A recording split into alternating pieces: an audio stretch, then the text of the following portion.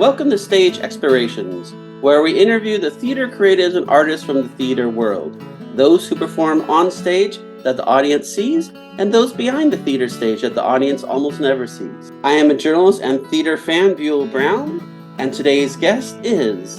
Hi, I'm Lucy Davenport, and I'm here being interviewed about the play UnRavelled. If you'd like to find out some more about the play itself, please join us for this conversation. When did you first fall in love with theater, and why did you have to be part of the theater world? I think that I was very lucky in that I fell in love with theatre because my parents, although they were both doctors, took me to the theatre a lot when I was a child. And the one that really sticks out in my mind is going down. I lived in the north of England and I went down to London to see the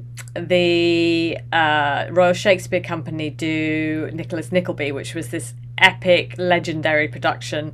It was over 6 hours. You went in the afternoon, you went for a dinner break, and then you went back. I must have been about 8 or 9, I think. And I just wanted it never to stop, this world that they created on there. And I think that ever since then, I just had a love of it. Or I also have to give a caveat that my parents, though they're both doctors, they met at the theatre club at medical school. So it's their fault. It's totally their fault.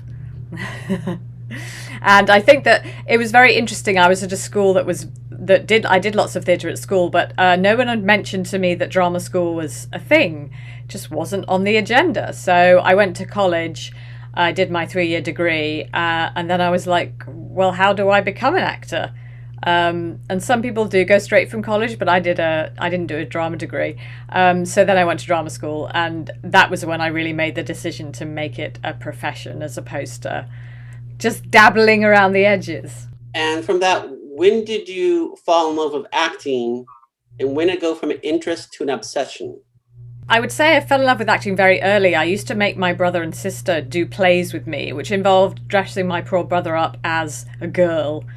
He was always the maid or the one who was being bossed around. And we had a little alcove in our house, which my parents put a curtain across. So we used to do little plays on Sunday afternoons and make all the parents sit through them. And I think from then on, I've always loved it. I think I knew that I wanted to do it when I was probably older, 17 or 18. But then again, it just takes a while to understand how you get, when your parents aren't in the business, to understand how you get into it. So I think I made that leap probably when I was about 16. I decided that I would do all arts A-levels, which is the last exams you do in England, and more profoundly when I was at college, where I did my degree, but I also did 28 plays, some of them very badly. And that was, so it's kind of an informal training. I did everything. I did Shakespeare, I did Neil Simon, I did just everything at the Edinburgh Festival. So I think at that point I was like, yes, this is how I'm going to lead my life. Why is acting in theater such a unique format for actors? I think acting on stage as opposed to on film is unique because you have that immediate feedback.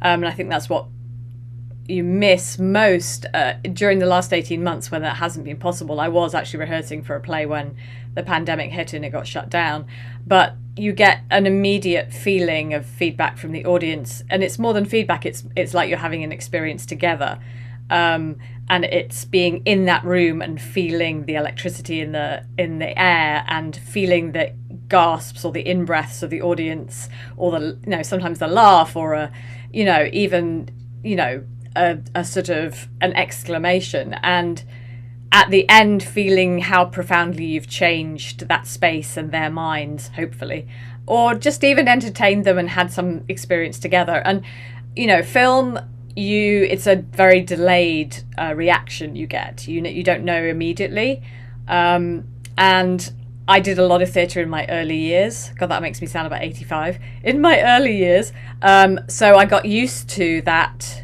very immediate feedback, that feeling of companionship that you have when you watch something in the theatre, that you can look at the whites of their eyes and you can feel when something works.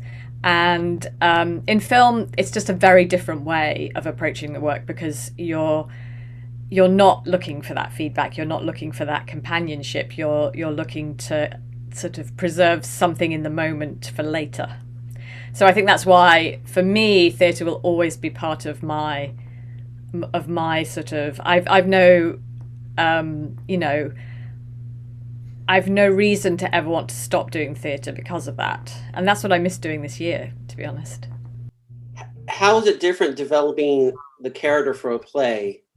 So how's it different, and why is it unique to you?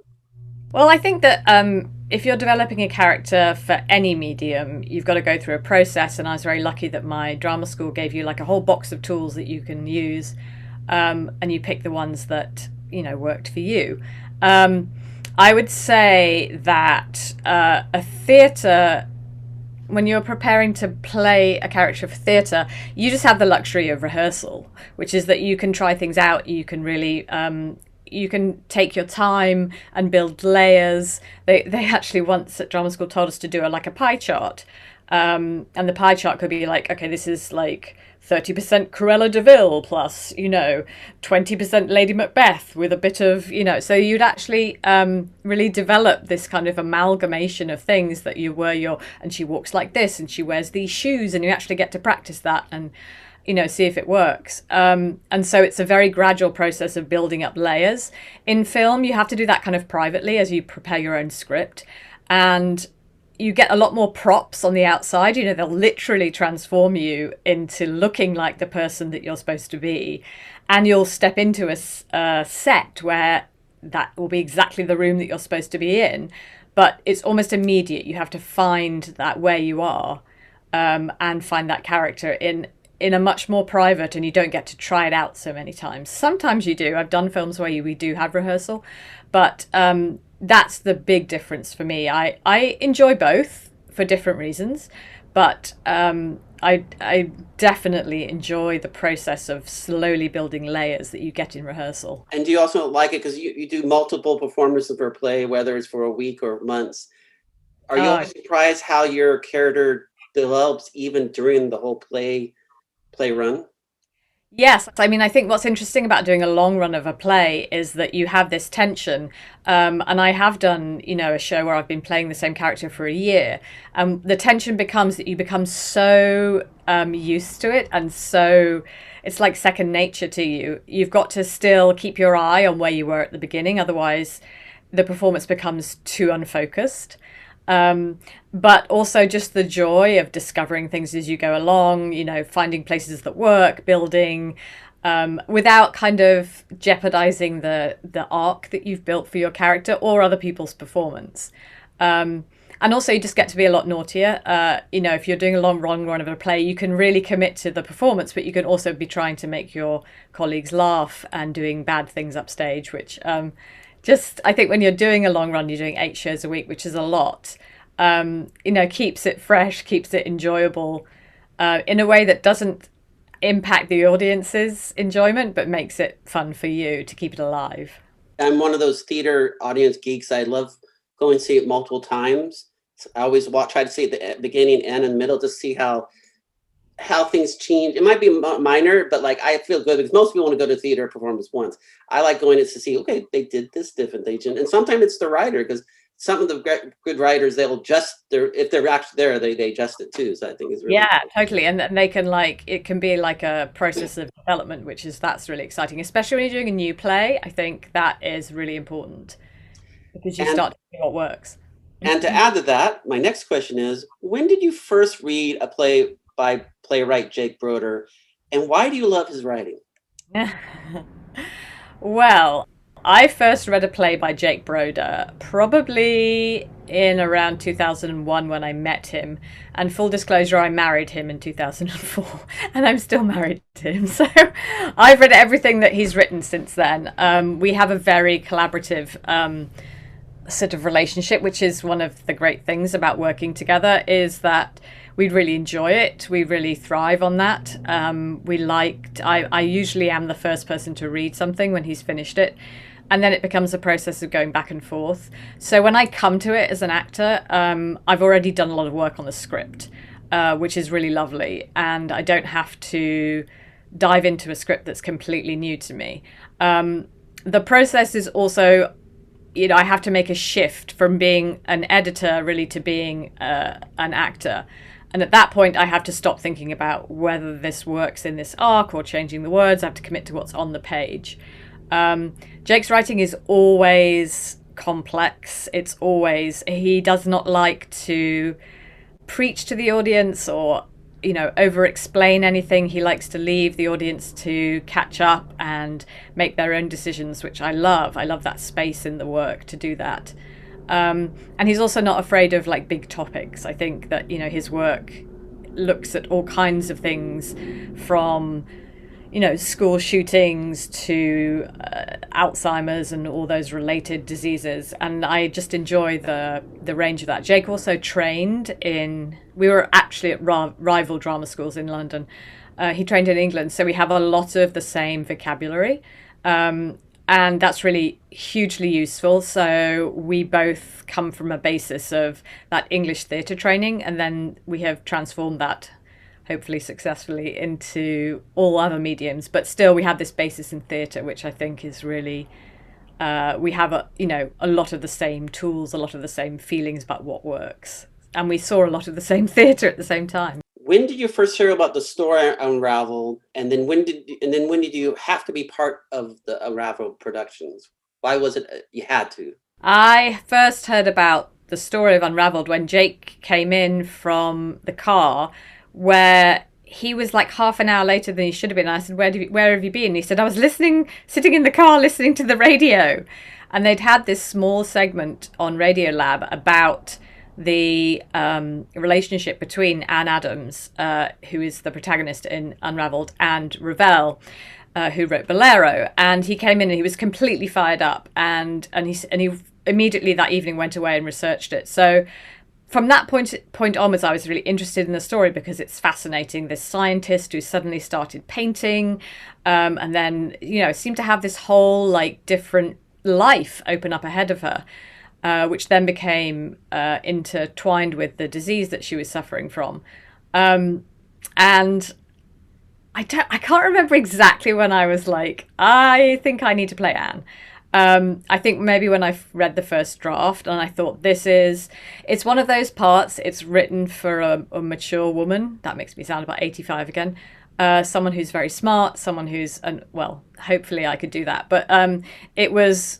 And Jake did tell me afterwards, not when I first read it, but afterwards, that he had me in mind when he wrote it. So that was really useful. I read it and I was like, I completely get this person. I know where they're coming from. I know what their background is.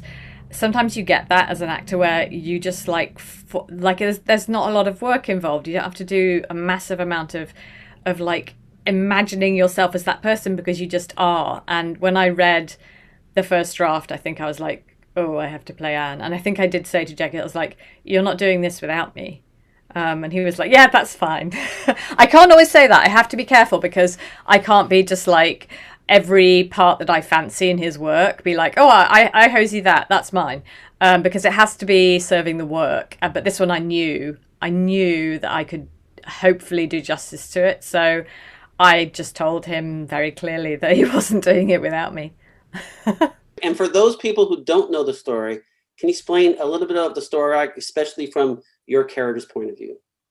So in UnRavelled, the story really is about Anne Adams, who is a preeminent scientist. She's been led her own cell line. She's been a real sort of light in the world of biology for years and years. And then her son had a very traumatic car accident and I don't think they thought he was going to live. And after going through rehab, he had to come home and recover. So Anne decided to leave her job and look after him and help him recover, which he did, which is amazing. Now, while she was at home helping him recover, she started to paint. And I'm going to slip into I now because I'm so close to this character. I think that I started to paint and it was very prosaic things. I painted strawberries and it wasn't honestly very good. But sometime in this period, after her son was recovered and in fact went back to college, she started painting in a completely different style and became obsessed with the piece of music Bolero by Ravel and would play it over and over and over again. And she started to paint it. She started to translate that piece of music into a visual piece. And this was absolutely, completely different from anything she'd done before. And at the end, you reveal this piece, and it really is astonishing. It's completely different in style from anything she'd ever done, and it was so good that she even got it shown in a gallery. And her husband, who she was very close to, at this stage is, excited by this painting, bemused by it, not really understanding where this complete change of focus came from. And as she goes on and starts to paint other things that happen to her, or abstract things she translates into paintings, she starts to get other symptoms. She starts to lose words. She seems to not be able to communicate what she's thinking. So eventually, after lots of resistance from Anne, her husband takes her to a neurologist, and they find out that she's actually suffering from a form of dementia called prefrontal aphasia. And this is a very cruel disease where slowly your ability to speak goes, and then slowly also you lose the ability to function physically, to point, to hold things, and then eventually to breathe. But what is the extraordinary thing about this was that this disease, which was really a death sentence and a horrible discovery for both her and her husband, had also unlocked this amazing creativity in her. And I think the play explores what happens when someone you love is sick, or what happens when you are sick, with something that is going to kill you, but it's also freed you to do something beautiful. And I think that a lot of people can really connect with this, because almost all of us are going to have the experience of having someone we love get Alzheimer's or a form of dementia, because our bodies are outliving our brains. We're living so much longer, that we have this whole uncharted territory between 80 and 110 now, where we're all going to get really, really old because medicine can keep us alive longer. But how will our brains cope with that? And the experience of caring for someone with a degenerative disease, or being someone with a degenerative disease, is really what this play is about. And it's been extraordinary. I would say a huge number, 75% of the hundreds of people who've seen this, have something like that in their lives, have taken care of someone who's sick, have experienced some kind of memory loss, have known someone they love go into a dark place where they think they can't follow. And that, to me, is why this is not only an extraordinary story of somebody rising above a terrible diagnosis, but also it touches on experience that almost all of us have experience of, which is what happens when somebody you love changes or disappears. And to add to that, tell me about working with the rest of the other actors. Why this is such a unique, not only play, but also unique team of actors you're working with.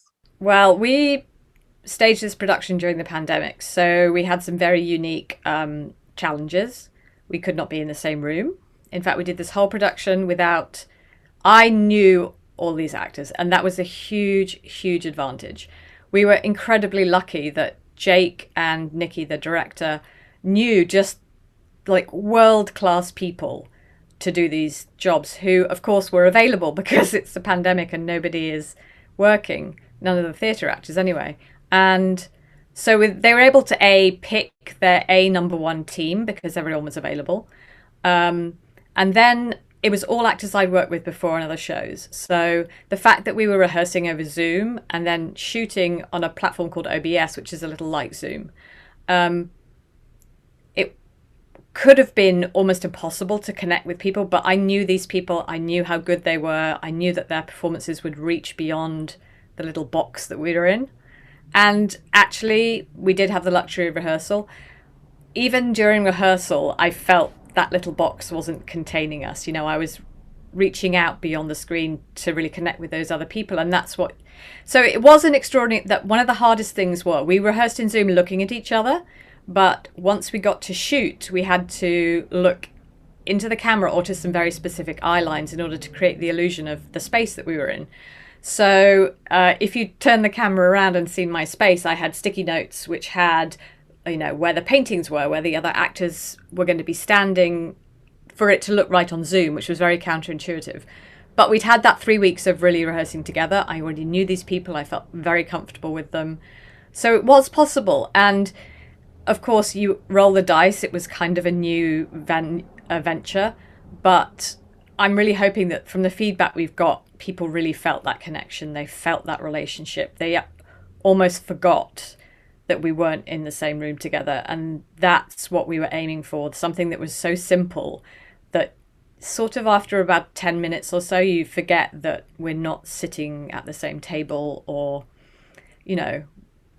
and that I think was a tribute to the other actors who were just fantastic to work with. And Nikki, who was so deft in, guiding us through that, what worked, what didn't work, and really pushing us quite hard to overcome the limitations of that medium. So one of the challenges of this production is that we had to do, as an actor, you had to do everything. So you had to be your own lighting guy, you had to be your own prop master, you had to be your own wardrobe mistress, which is very good for us because it's, usually we have the amazing luxury of leaving those jobs to somebody else.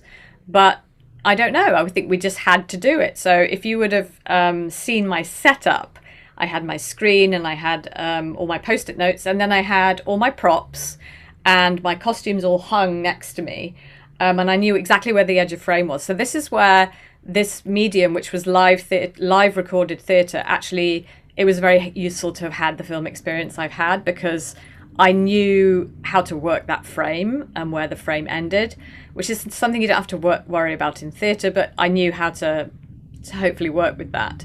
So the technical people were amazing. I could not have done what they did. They cued us in and cued us out. So we had almost like a stage manager actually bringing us on, which is, bringing your square up and then taking you off when you exited, but also just doing all the timing of putting in. We had projections, we had, of Anne's paintings and pictures of her brain scans. And so all of these things happening at once. Somebody else was cueing those, thank goodness, because I couldn't have done that.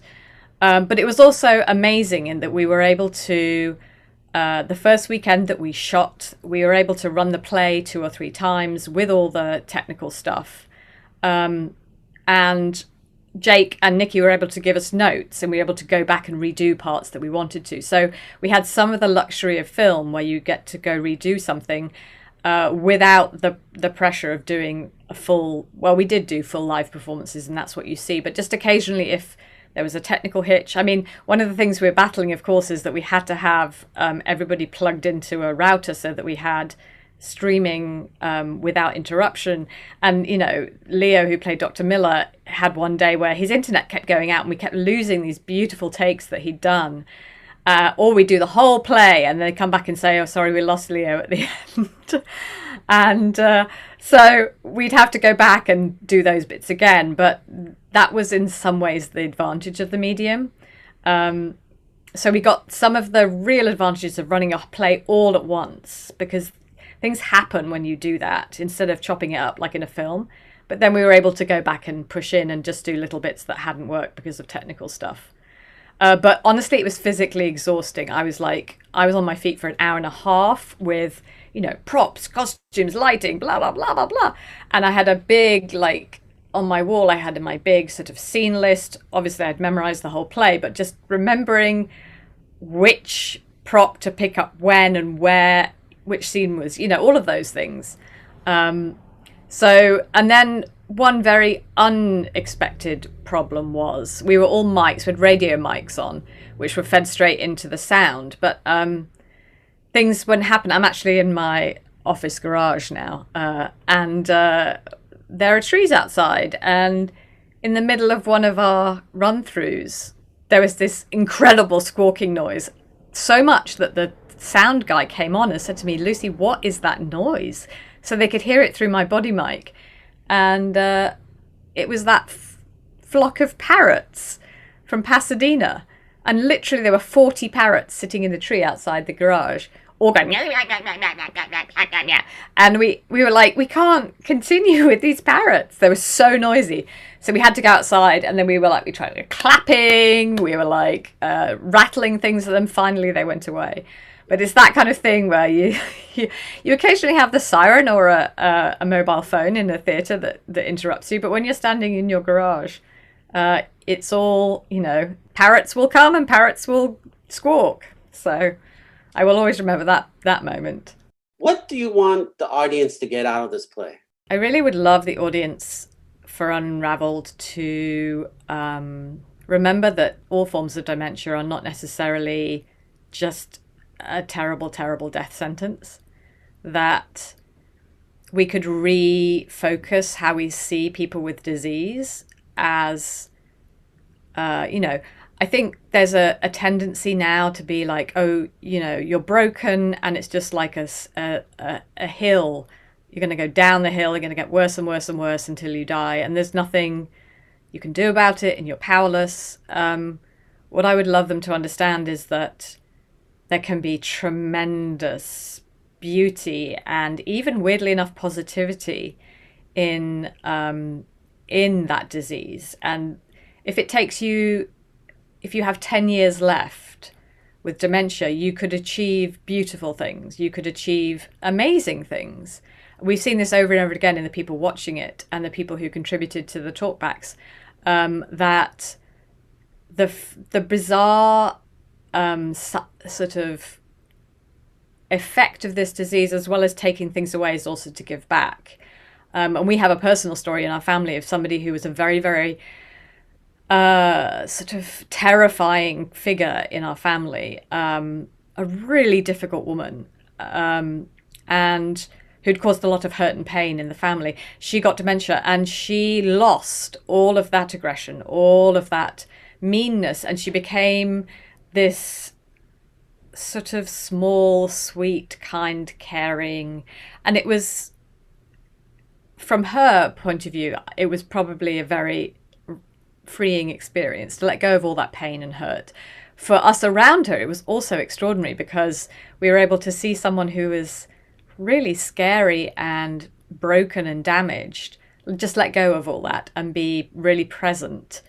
And she was able to, meet her grandchild for the first time and take joy in that in a way that maybe wouldn't be possible. So even on a tiny personal level, I think also the big thing about this play is not only that, which hopefully is also to say we see you for the people who are caring for loved ones with this kind of disease. I mean, the amount of dedication and patience and just fortitude that caring for someone with a degenerative disease asks of someone you love is extraordinary. And I just want to say to those people who are the carers that you are seen, that you are recognized, and the extraordinary things that you have done, they mean something. They don't just disappear into a black hole.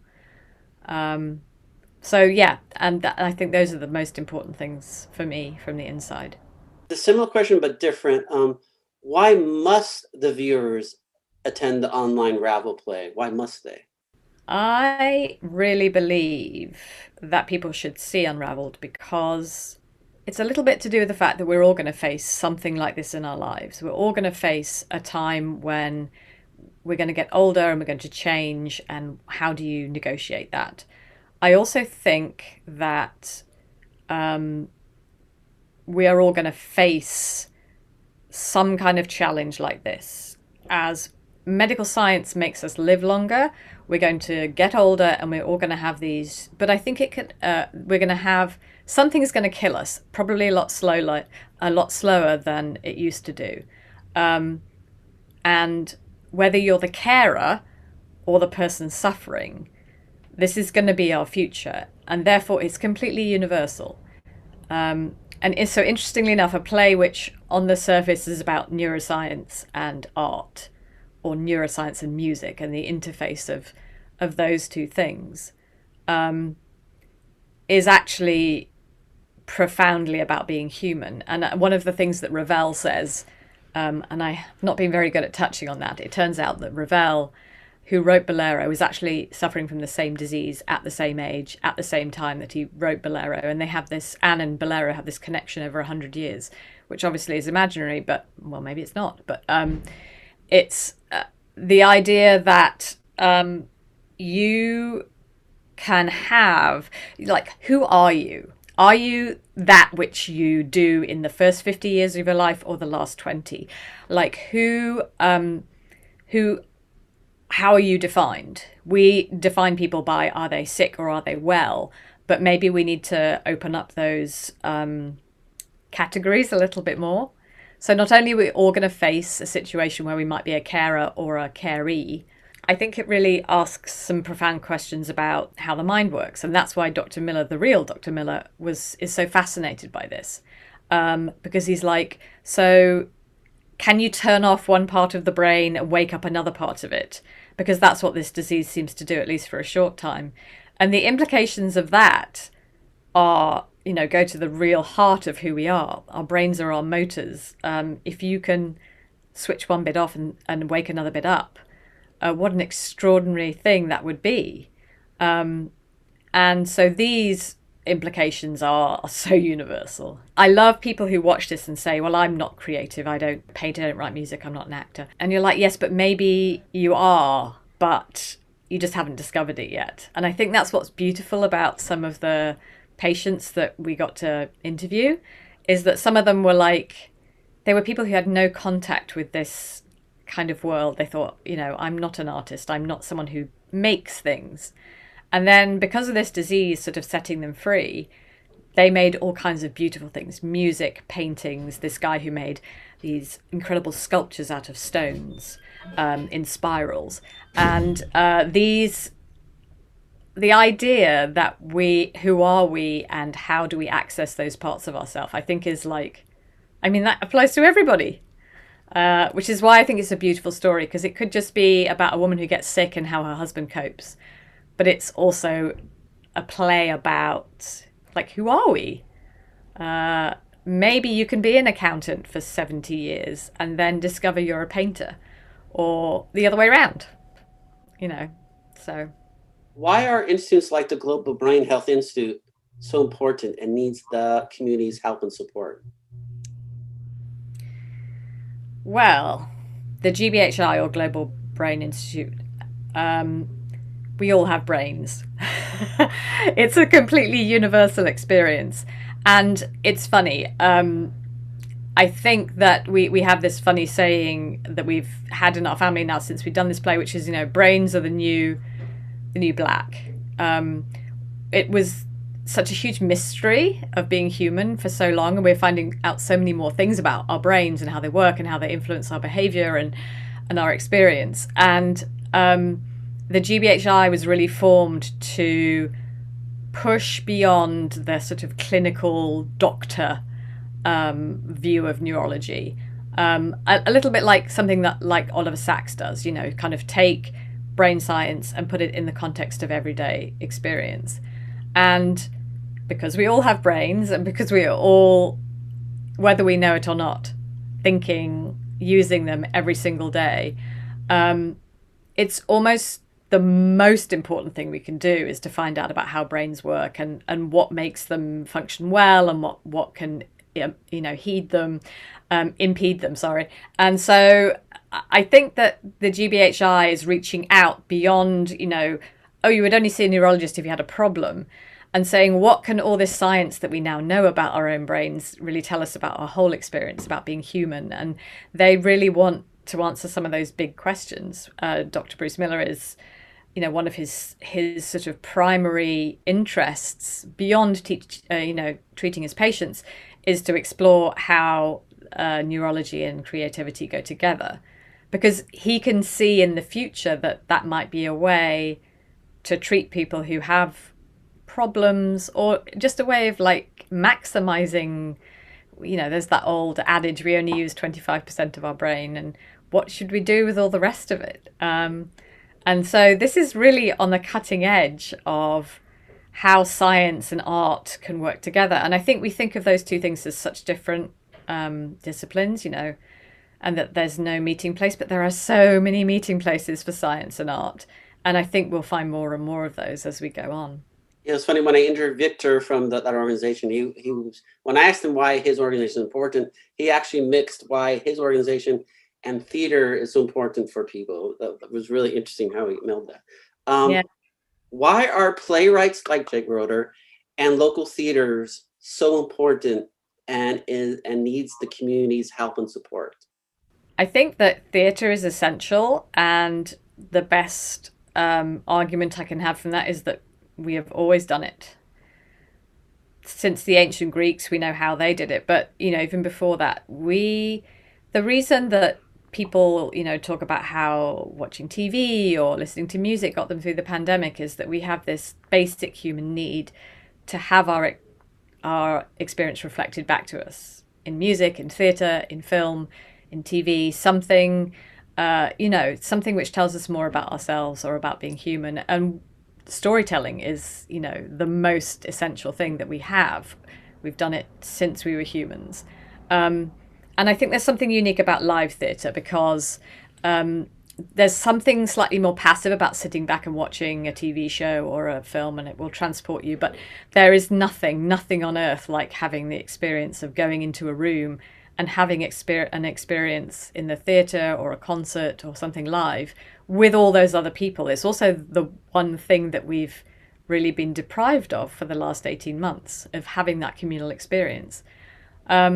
And doing it on a local level is so important. I love that this play, we had people watching it in Germany, in Saudi Arabia. We've had, does have a truly global reach because it's online.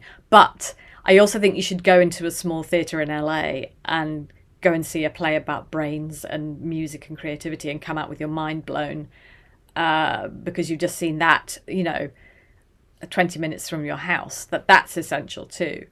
And that you should be able to gather again with small groups of people that live in the city you live in and have one of those experiences.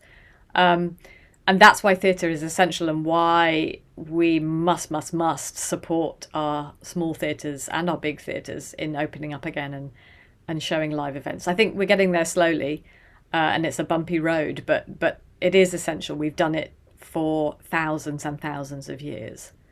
And I think we all felt that huge gap that was in our lives in the last 18 months of not being able to gather together and watch or experience something together.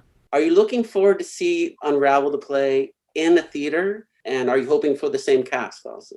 I cannot wait until we can do UnRavelled in real life, as my daughter tells me, IRL.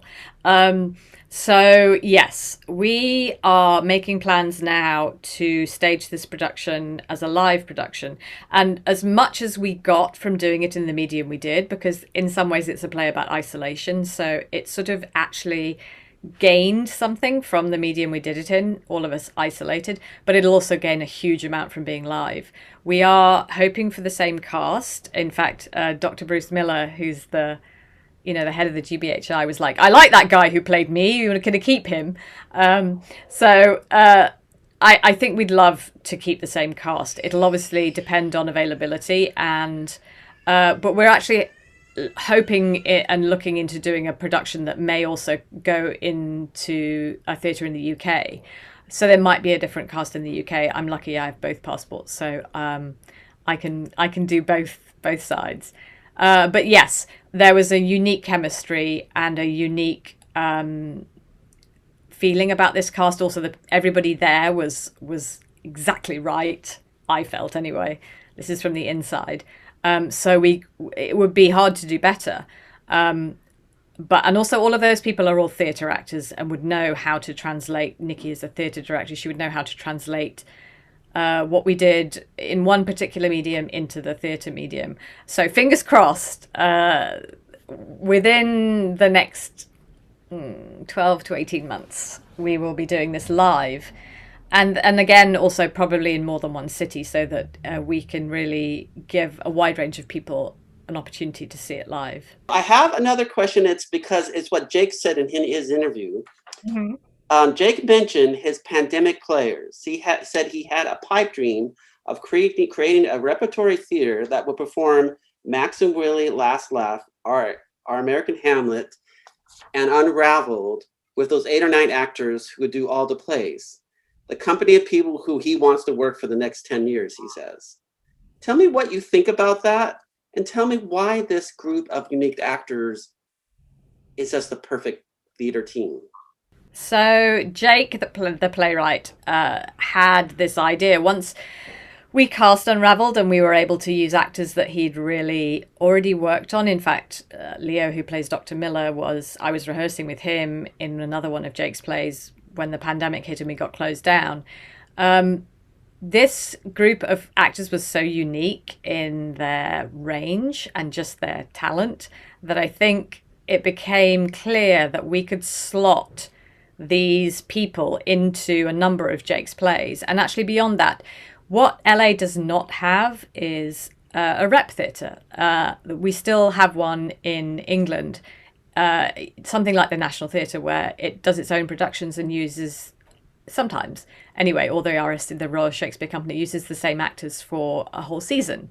And if you look at like something like American Horror Show, it's a very fun concept to see somebody, and also a group of actors who really have chemistry and work together well, translate that into all kinds of different plays.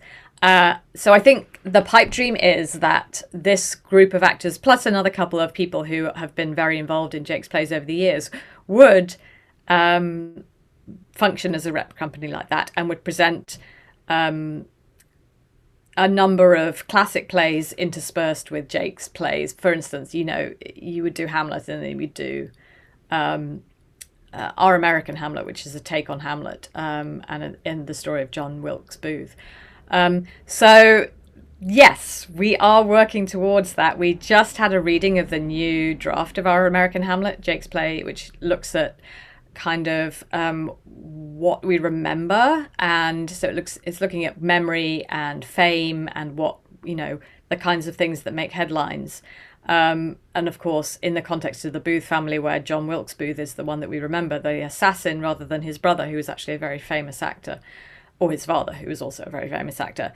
Why do we choose to remember the guy who shot Lincoln? Why do we glorify the shooters? And my God, we live in a world where that happens horribly often. And I think there is a sea change in the world saying, let's focus on the victims, not on the people who perpetrate these terrible crimes, and transposing that onto the story of John Wilkes Booth. So when we realized that we could pretty much cast 2 of his plays with the same actors that did UnRavelled, we were like, So I think we're really working on that. We had this reading. We did a reading in person. We did it outside in a courtyard of, our kind of dream team to do that play, which was a lot of the same people.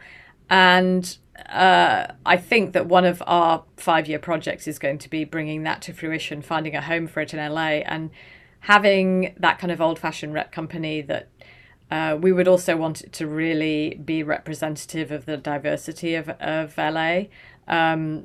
Jake has always wanted to do a Chicano Hamlet, and so there would be some real opportunities to make it more diverse as well. We rehearsed our American Hamlet with a really diverse cast so that it can really reflect the kind of actors that LA can offer, and I think that's truly exciting.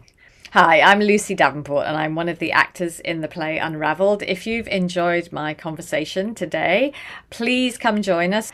You can find everything you need to know about the play, at unravelledplay.com. That's unravelled with 2 L's, play.com.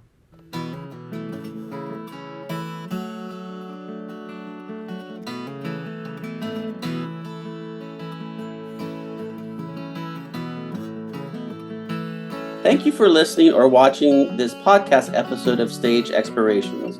To learn more about the theater creative and more theater creatives and artists on Stage Explorations, go to www.stageexplorations.com. Once again, that is www.stageexplorations.com. There is no space between stage and explorations. You may find more videos, podcasts, and information about this theater creative and other theater creatives and artists on Stage Exploration's YouTube channel. Looking forward to seeing you in the theater.